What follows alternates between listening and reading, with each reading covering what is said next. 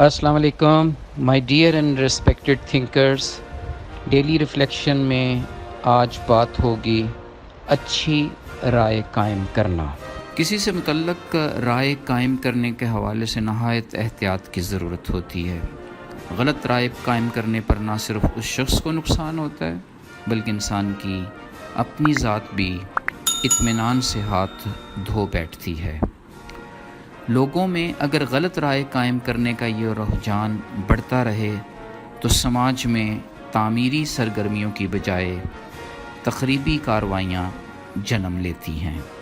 یوں رفتہ رفتہ معاشرتی نظام زوال کا شکار ہو جاتا ہے. قومی اور بین الاقوامی سطح پر عوام کی رائے قائم کرنے میں الیکٹرانک اور سوشل میڈیا اہم کردار ادا کر رہا ہے.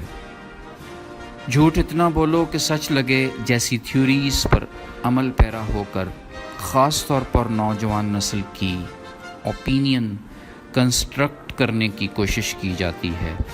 بڑے بڑے میڈیا سیلز تربیت یافتہ لوگوں کی خدمات سے پروپیگنڈا کی اسٹریٹجی پر عمل کرتے ہوئے عوام الناس کے ذہنوں سے خوب مزے سے کھیلتے ہیں.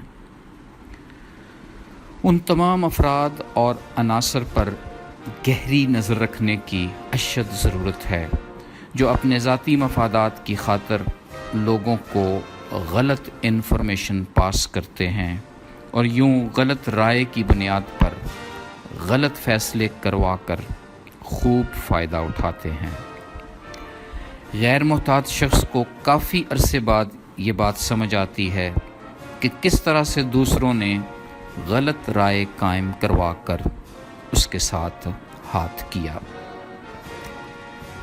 اخلاقی نقطہ نظر سے بھی یہ بات نہایت ضروری ہے کہ اپنے کسی دوست، عزیز، محلہ دار اور کولیگ سے متعلق جلدی میں کوئی غلط رائے نہ بنا لی جائے. ان سے متعلق کسی بھی بات کا علم ہوتا ہے تو پہلے تحقیق کر لی جائے. حقیقت تک پہنچنے کے لیے غور و فکر کر لیا جائے. اہل علم سے مشورہ بھی کیا جا سکتا ہے. تھوڑی سی احتیاط کرنے سے ہم کسی غلط فہمی سے بچ سکتے ہیں.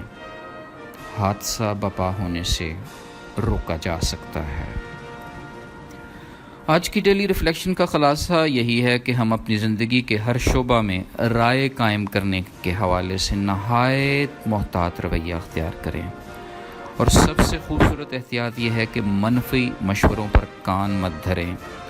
لوگوں کو، اداروں کو اور نظریات کو مفاد پرست عناصر کی رائے پر مت پرکھیں.